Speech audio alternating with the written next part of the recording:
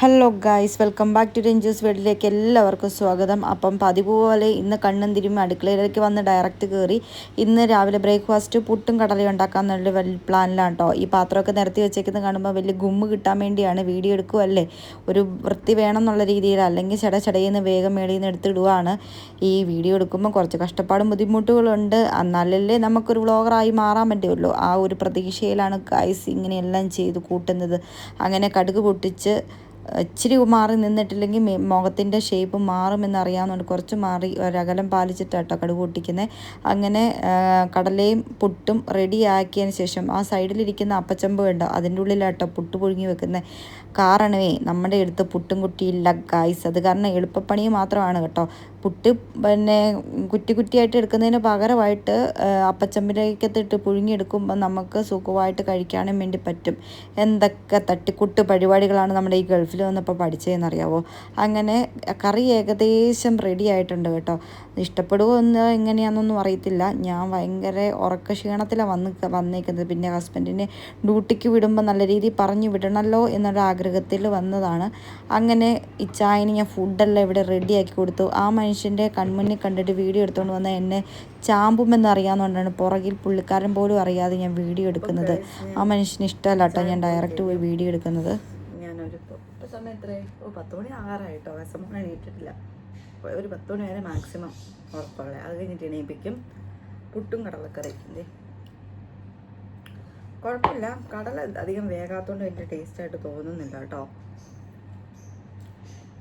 അല്ലാത്ത പക്ഷം ഓക്കെയാണ്. അപ്പം ബാക്കി വിശേഷങ്ങളൊക്കെ ആയിട്ട് വീണ്ടും കാണാം കേട്ടോ. വിശമോൾ ഉറങ്ങാത്തോണ്ടാണ് വിശമോളെ കാണിക്കാത്ത കേട്ടോ. ഗൈസ്, ഇതുണ്ടോ ഇവിടെ ഞാൻ എടുത്തേക്കുന്നത് നല്ല കുഴവ മീൻ, ഉണക്ക കുഴവ മീൻ എടുത്തിട്ടുണ്ട്. ഇത് ഇന്ന് നമുക്ക് തയ്യാറാക്കി എടുക്കാം. ഞാൻ ജസ്റ്റ് വെള്ളത്തിലിട്ടിട്ട് കുതിർക്കാൻ വേണ്ടി വെച്ചിട്ടുണ്ട്. ബാക്കി നമുക്ക് വഴിയെ കാണാം ഗൈസ്. ഇരിക്കട്ടെ ഗൈസ്. അങ്ങനെ കുഴവ പ്രിപ്പയർ ചെയ്യുന്നതൊക്കെ വീഡിയോ എടുക്കണമെന്ന് പ്ലാൻ ചെയ്തിരിക്കുമായിരുന്നു. അങ്ങനെ പ്ലാൻ ബി ആക്കിയിട്ട് ഞാൻ ലൈവിൽ വന്നിട്ട് ആ സെക്ഷൻ മൊത്തം കാണിക്കാൻ വേണ്ടി പോയി. അപ്പോൾ എനിക്ക് ആ കുഴവക്കറീൻ്റെ വീഡിയോ സെപ്പറേറ്റ് വ്ളോഗ് എടുക്കാൻ വേണ്ടി പറ്റിയില്ല. അപ്പം ഞാൻ വിചാരിച്ചു എന്തായാലും നിങ്ങളെ കാണിച്ചു തരാം. എൻ്റെ കുഴവ വരട്ടിയത് കുറച്ചേ ഉള്ളൂ കേട്ടോ. വരട്ടിയെടുത്തപ്പോഴത്തേക്കും കുറച്ചേ ഉള്ളൂ. അപ്പം ഇച്ചായൻ്റെ സ്പെഷ്യൽ ആഗ്രഹപ്രകാരം ഉണ്ടാക്കിയതാട്ടോ. അപ്പം ഇത്രേ ഉള്ളൂ. അത് എനിക്ക് മറ്റേ നമ്മുടെ ലൈവിൽ പോയിട്ടുണ്ടെങ്കിൽ കാണാൻ വേണ്ടി പറ്റും കേട്ടോ. ലൈവായിട്ട് ഞാൻ പ്രിപ്പയർ ചെയ്തിട്ടുണ്ട്. ഇപ്പം ഞാൻ എഡിറ്റ് ചെയ്യാൻ വേണ്ടി ഇങ്ങനെ കസമോളെ ഉറക്കിയിട്ട് കടത്തിയപ്പോഴാണ് ഞാൻ വിചാരിച്ചത്, ദൈവമേ ഇതിനകത്ത് കുഴവമീൻ്റെ ബാക്കി വീഡിയോ എവിടെയെന്ന്. അപ്പം നിങ്ങളോട് ഒന്ന് പറയണമല്ലോ എന്ന് ഓർത്തിട്ട് ഞാൻ ജസ്റ്റ് ഇങ്ങോട്ട് ഓടി വന്നേട്ടോ.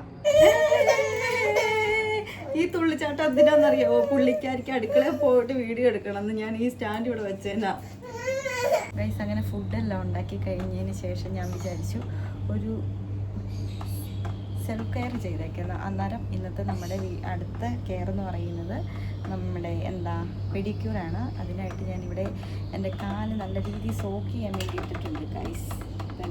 ഇതിൻ്റെ ഫുൾ വീഡിയോ ആയിട്ട് സെപ്പറേറ്റ് ആയിട്ട് ഞാൻ തരാം കേട്ടോ. അപ്പം നിങ്ങൾക്ക് സ്റ്റെപ്പ് ബൈ സ്റ്റെപ്പ് എല്ലാം കാണാൻ വേണ്ടി പറ്റും. ഓക്കെ, ചെയ്യട്ടെ കേട്ടോ. പുറത്തൊരു ഔട്ടിങ് പോകാൻ വേണ്ടി പോവുകയാണ്. അപ്പം പറ്റുന്ന കാര്യങ്ങളൊക്കെ ഇൻക്ലൂഡ് ചെയ്തിട്ടൊരു വ്ളോഗ് എടുക്കാനൊക്കെയാണ് പ്ലാൻ ചെയ്യുന്നത് കേട്ടോ. എത്രത്തോളം ആകുമെന്നൊന്നും അറിയത്തില്ല, നമുക്ക് പോയി വരാം. ഓക്കെ, അങ്ങനെ ഞാനും രസമോളും ഇച്ചാനും കൂടെ പുറത്ത് പോവുക കേട്ടോ.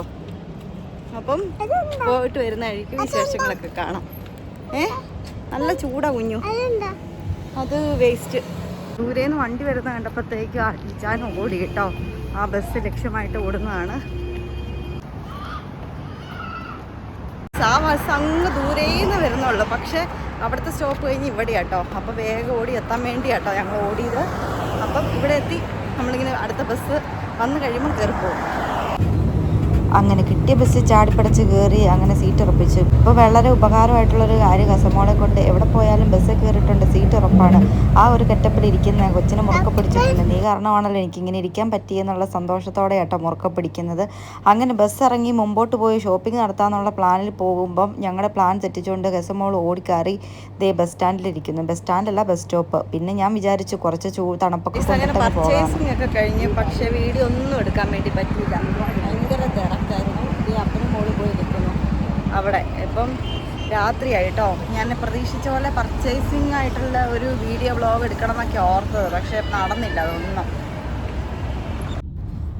അങ്ങനെ പർച്ചേസിങ് പോയിട്ട് കിട്ടിയ സാധനങ്ങളെല്ലാം വാരിക്കൂട്ടി ഒരു ടാക്സി പിടിച്ച് വേഗം വീടെത്തണം എന്നുള്ള അടുത്ത ലക്ഷ്യമായിട്ട് മുമ്പോട്ട് പോകുക കേട്ടോ.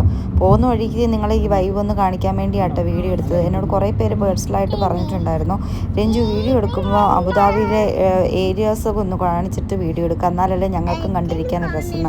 അപ്പോൾ നിങ്ങളുടെ രസത്തിന് വേണ്ടി കേട്ടോ ഈ വീഡിയോസും ഈ ബിൽഡിങ്ങും ഒന്ന് കാണിച്ചു തന്നിരിക്കുന്നത്. കാരണം ഞങ്ങളിത് കണ്ട് മടുത്ത കാര്യമാണ്.